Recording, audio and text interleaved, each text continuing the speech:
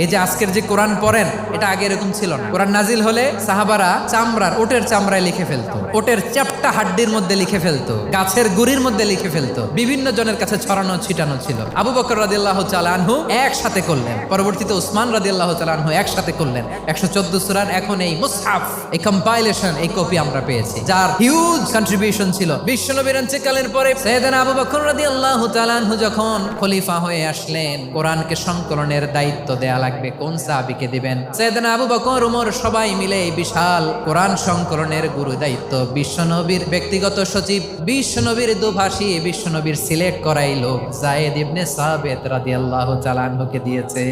এই পুরো কোরআন কম্পাইলেশনের project manager ছিল যায়েদ বিন সাবিত রাদিয়াল্লাহু তাআলা। দেখেন, এত সাহাবীর মধ্যে থেকে বিশ্বনবীর একাডেমিক প্রজেক্ট যায়েদ বিন সাবিতের মতো তরুণকে নির্বাচিত করেছেন। কেমন ট্যালেন্ট হান্টার ছিল আমার নবী, সুবহানাল্লাহ পড়বেন না?